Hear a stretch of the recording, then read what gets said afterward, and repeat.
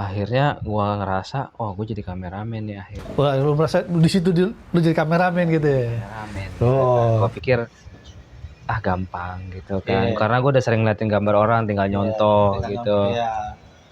Ternyata apa yang gue omongin ke orang-orang itu, maksudnya apa yang gue protes ke kameramen itu memang susah ya jadi kameramen gitu ya. Ketika gue jadi kameramen sampai nungging-nungging, kita ngambil gambar manjat-manjat gitu. Ternyata setelah dijalanin memang gak mudah juga gitu ya. Iya benar ya, makanya kita emang harus ngargain semua pekerjaan orang lain gitu. Kan lo udah mengalami banyak perjalanan nih dari editor sampai akhirnya lo mencapai keinginan lo, cita-cita lah bisa dibilang ya di broadcast. Lo jadi kameramen, lo di studio, lo mengalami juga akhirnya lo bisa belajar sambil bekerja di lapangan sampai akhirnya banyak hal yang lo alamin di sana sampai akhirnya lo keluar negeri yang jadi impian semua orang. Nah, gue yakin banyak hal lagi yang terjadi di luar itu. Karena kan setahu gue ya di sana itu kan kalau nama kita tuh ada wangi itu kemana-mana memang. Wangi itu kemana-mana. Nah itu setelah lu dari luar negeri, apalagi nih yang bisa lu bagi ke teman-teman. Lu sempat ke studio lagi nih nggak? Studio dulu nggak? Kan masih, kita kan liputan kan nggak pasti setiap hari ada ya kan. Kalau kalau gue lagi di istirahat, kalau kasihan gitu bos gue diistirahatin, kayaknya gue kasih studio. Padahal sih studio lebih capek lagi. Karena kita standby juga, terus ya pasti kalau kita anak bontot pasti handheld gitu kan, capek handheld. Itu kamera gituan tuh hampir seberat botol aqua galon. Ya, nah. Bayangin coba 2 jam misalkan program. Iya, gitu tuh. Terus ya. Apalagi kita ini bukan studio ya, outdoor. Iya. Broadcast outdoor gitu kan, OB. Sampai celana dalam bu ya kayak basah semua bener. Sampai celana dalam. Iya, itu kita kerja kita keringatan sampai ke bol-bol. Itu beneran itu. Bener bukan ngomong dilebih-lebihin, itu emang bener basah semua. Tapi alhamdulillah sehat sih kayaknya. Iya, ya itu.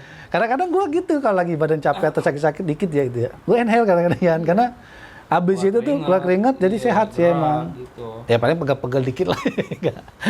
Ya gitu. Ya sehari-hari ntar kalau ada spesial program kita ngerjain lagi kan VT-VT spesial program. Sampai akhirnya kan perubahan manajemen kan. Perubahan manajemen. Sempet tuh kan, dan gue yakin sih karena nih sambil cerita nih, karena gue juga berdampak di perubahan manajemen itu, dan nah inilah namanya rezeki-rezekian kan. Iya makanya. Jadi sebelum nama lo yang keluar, terus baru ada 2 nama tuh yang keluar tuh. Simple sih, di tes itu simple sama, cuma diajak kerja doang, sama kayak lu diajak kerja doang. Nah 2 orang ini sama nih, Ted. Sebelum udah ada namanya ada nih, termasuk nama lu nih. Ini sebutin. Ini katanya begini. Oh iya memang bagus gini. Udah, gue mau yang ini dong, sebutin lah satu. Nanti kita ada syuting di sini, coba ajak dia. Oke. Bro, lo diminta sama ini nih, bos nih, buat syuting programnya. Bilang sama dia, gue nggak bisa bantu, kayak gitu. Oh yaudah, nggak bisa. Datang lagi, satu lagi nih, bro, nih lu mau nggak syuting kesini? Yang minta bukan gua, waduh gitu tuh gua. Oh sorry nggak bisa gua. Oh yaudah. Lama tuh Yan. Mungkin pimpinan ada kecewa kali ya, maksudnya kok di user dia bagus namanya, dalam artian bisa diajak kerjasama kok, sedangkan sama aku kok nggak mau gitu, ya kan? Itu lama tuh ngeblanknya tuh, lama tuh dah kita sibuk masing-masing, lu di perubahan. Nah sampai akhirnya keluar nama lu. Itu setelah berapa bulan itu? Kok bisa nama gua keluar? Hah? Sebelumnya udah disebutin. Ada yang ngajuin apa gimana? Bukan ngajuin.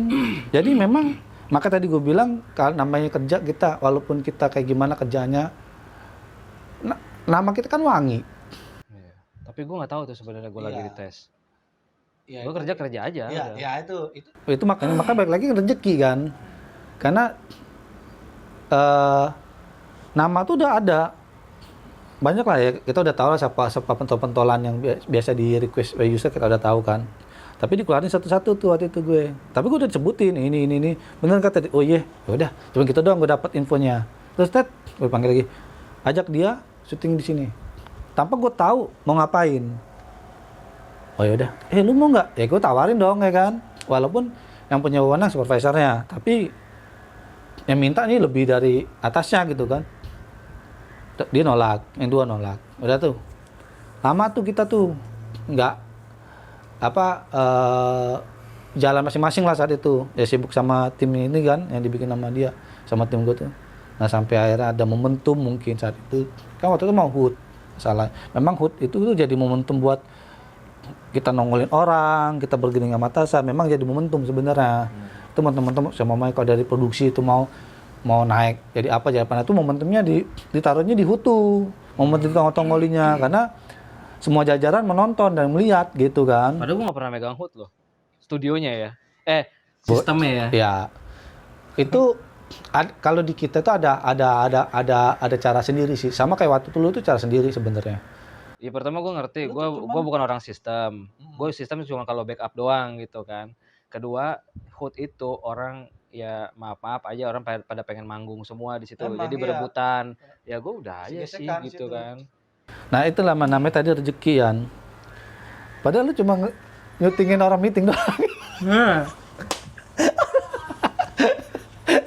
Orang ya kan, apa yang gede-gede apa ngos-ngosan ya kan. Nah, itu rezeki ya kan. Itu tuh kerjaan gue emang suka kerjaan yang nggak penting gitu kan, rapat lah apa. Orang banyak yang remehin tuh kerjaan itu. Nah, itulah gue bilang tadi. Nah, padahal mah jalan rezeki itu kan banyak caranya kan gitu. Gue disonding lah nama lu. Nih. Oke. Yan, lu mau? Yan tuh, kita lagi rapat Yan. Di syutingin aja gitu. Dan lu syuting tuh. Nah, di situ tuh penilaian lu di sana. Sampai akhirnya ada perubahan lah ya saat itu ya. Ada, jauh. Nah, terus lu bisa ceritain dong tuh. Karena mungkin ini teman-teman yang 2 orang tadi nonton. Nah, kronologinya seperti ini. Karena kenapa ya? Gua nggak tahu gimana kenapa ya setelah kejadian lu itu orang-orang itu yang tadi gua tawarin nggak mau semua. Tapi gue nggak pernah. Tapi akhirnya dia ngeluh juga sih ujungnya. Nggak pernah ngomong sampai hari ini. Gue nggak pernah ngomong. Ya gue nggak tahu. Ya maksudnya gue bukan mungkin mereka dengar atau gimana gitu. Sampai akhirnya kayak menyesal juga gitu, dia terjun lagi gitu. Gak ada perubahan. Ya itu kan bukan kuasa kita ya kan gitu kan. Nah coba lo ini lah. Mungkin orangnya nonton kali ini. Jadi memang di TV itu kita kalau mengejarnya jabatan gitu sulit. Ya. Jabatan dikit di sana, yang banyak tuh ya. Apalagi kameramen ya. Iya, staff yang banyak staff di sana kan. Kameramen banyak, editor banyak, PA banyak, produser banyak. Jadi paling kita ngejarnya grade. Ya, jadi waktu itu tahun 2011 gua masuk itu kalau nggak salah gaji gua 1,8. Gua nikah kan. Itu dulu pasaran UMR kalau nggak salah 2,5 atau 2,3 gitu. Iya. Jauh di UMR. Sampai ke bertahun-tahun tuh jalan kayak gitu, naik sedikit 100, pernah naik 20.000 naik. Iya. Masya Allah. 5 tahun tuh kayak gitu, berarti sampai 2015. Gue kerja. Tuh, lu dengerin tuh, yang lu kira dia gerbongan segaji gede tuh. 1,8 lo. Baik-baik lo. Terus kan udah kita kerja kan. Gue udah punya keluarga kan waktu itu kan. Udah nikah ya udah. Cukup-cukupin aja ya, walaupun kita pengen nangis juga, kerja kita paling keras gitu kan. Iya. Terus dengan kondisi lingkungan yang begitu lagi ya gitu kan. Cuman ya mau diapain lagi gitu kan. Sampai lo bilang gini, si Pak ini bilang ngeliat Pak GM itu kan, dia bisa ngeliat gaji gua dong. Gaji gua itu udah slip gaji gua pertama itu dibuka sama bos gua. Jadi dia saking penasarannya. Mungkin dia waktu buka juga nangis juga. Ternyata gua salah. Iya. Oh nggak tahu tuh udah dari sana gitu kan. Gua mau panjang nih HRD. Iya. Emang di sana gitu emang. Gua bulan pertama. Gua aja gua sering hilang gua. gue masih mau kerja di situ gitu kan pikiran gue. Padahal konfidensial, nah itu tuh joroknya nggak boleh tuh. Terus itu gue kan baru tahu kan dibuka depannya kan. Enggak, gue nerima udah kebuka. Oh gitu. Iya gitu kan. Siapa yang bisa buka kalau bukan yang ngasih ke gue? Iya. Ya harusnya kalau misalkan dia nggak ngerasa buka, balikin dong ke HRD. Gue nggak mau disangka. Nanti gue sangka ya. Iya kan. Teman seangkatan gue juga kalau nggak salah dibuka. Kalau nggak salah ya, gue nggak lihat ya sih. Ya ampun, sampai itu kan lu. Padahal itu bikin susah diri sendiri lo kalau ketahuan ya, bener-bener dak tuh mamanya. Gitu ya. Pusing dia besok kerja, males dia kerja. Buat apa gue kerja lama-lama gitu, gaji gue sama kayak dia. Kalau juga sama ya kan, ternyata gaji itu begini dia. Udah bunuh diri dia. Iya. Makanya gue kadang-kadang bingung gue orang-orang kayak gitu ya. Sangkinnya tuh di sana kesejahteraan ya mohon maaf aja ya. Di TV emang kayak gitu, kesejahteraannya kurang. Kita kalau di sana kalau mau nyari kesejahteraan ya jangan di sana lah. Gue bilang dari sekarang aja, apalagi sekarang makin gak jelas lagi kan. Udah kita ganti atasan kan, ganti GM, kata lu si Pak GM itu nangis lihat gaji lu, kata. Padahal sih gue rasa teman-teman gue juga segitu-segitu juga gitu kan. Ya udahlah, nggak lama tuh kita ada adjustment ya, appraisal ya, performance appraisal. Langsung tuh gaji gue dikali. Berlipat-lipat lah ya. Iya dikali kan. Ya sih gue nggak ngerti dari mana, cuman yang gue tahu lu nanya gitu, gimana lu naik nggak? Lu bilang gitu kan. Oh berarti lu tahu gitu kan ya sih. gue sih terima kasih sama lu gitu kan. Emang lu dekat sama si atasan kita itu kan, tapi dalam hati gue pasti dia yang bantuin gue gitu. Cuman ya. Kamu tahu berapa ya? Pokoknya dikali lah. Banyak? Enggak banyak. Pokoknya dikali lah gitu. Jadi adjustmentnya tuh bukan kayak dulu ditambah 50.000, 100.000, 20.000 enggak. Oh dikali berapa kali gitu? Dikali gitu kan. Oh ada 4 kali? Enggak 4 kali enggak. Pokoknya dikali lah gitu. Kali 2 kali 3 lah ya. Ya. Udah jalan lagi beberapa tahun lagi kan. Adjustment lagi. Sama tuh dikali lagi tuh. Dikali lagi gua. Gitu kan. Tuh akhir kan doa lu semua yang dibilang gaji gede ya gede. Jadi UMR sekarang 2 kali lipat. 2 kali lipat ya. UMR sekarang. Zaman gue tahun 2018. Iya. kan emang rezeki ya kan rezeki. Sampai gue ngelamar ke perusahaan yang baru lagi sekarang. Gue kan udah nggak di Kuningan. Ngelamar. Gue berapa gaji kamu kemarin? Sekian, Mbak. Gue bilang sama manajer gue. Yang bener. Kamu bisa ngasih slipnya. Dari HRD gue minta emailnya, dibantuin sama teman yang masih di Kuningan. Gue minta emailnya, di email dari HRD. Nggak pakai slip gaji, email dari HRD. Dibuka. Oh kita nggak bisa ngasih segitu. Down ya? Ya namanya juga gaji saya jalur prestasi Mbak. Lu nggak gitu ya? Saya kan nggak minta, Mbak yang nanya. Gue bilang sama atasan gue di sana gitu. Iya tapi iya nggak apa-apa, saya butuh pekerjaan. Gue bilang gitu kan. Saya sebenarnya nggak mau nunjukin ini, cuma namanya prosedur yang harus ditunjukin gitu kan. Orang bingung, kamu kameramen di sana katanya. Orang nggak ada yang percaya gaji gue segitu. Dengan perusahaannya dia ya. Ya itulah kan mungkin gue pikir ya rezeki mau diapain ya, tapi itu cuma berjalan nggak berapa lama, habis itu kita ada masalah kan. Bukan kita sih masalah. Ya, waalaikumsalam. Salam. Ya cuma ngerasain berapa bulan gitu ya, biar orang seneng lah ngerasanya gitu. Gua nggak lama-lama banget ngerasain itu. Tapi seenggaknya ngerasain lah. Iya sampai tuh gua pernah ya masih di periode itu juga gue dipanggil direktur. Oh saat itu tuh. Gue dipanggil direktur, kata si direktur itu, direktur apa ya dia ya? Keuangan. Pokoknya ya gitulah gitu. Sekarang jadi komisaris Indosat tuh. Udah nggak usah diomongin ya kan. Salah gue janji nggak cerita ke orang. Ya udah Mas, tarik aja. Kata Pak Direktur ini gini, ini namanya Agustian. Iya Pak, bilang gitu. Ngadep lu dipanggil ya? Iya, panggil ke ruangan dia. Oh, lu ya yang anak sayangannya si ini gitu. User kita yang rewel itu kan. Yang ngajak kita kemana-mana deh tuh, dia tuh ngajak kita ke luar negeri. Nggak tahu Pak, gue bilang gitu. Kata orang lu anak sayangannya dia. Iya mungkin Pak, gue bilang gitu. Oh ya udah kerja yang benar ya. Lu tahu nggak ngapain? Lu bawa kantong nggak? Lu celana udah kantong nggak? Gitu. Iya. Ada Pak, gue lagi mau cek celana kargo. Kasih duit 3 juta. Kasih duit 3. Nih, jangan ketahuan orang ya. Gitu. Percaya gak lu? Ya percaya gue juga dapet soalnya. Orang kerja kayak gitu, bonusnya nggak ada slipnya. Iya. Kayak ngasih temen ya. Iya.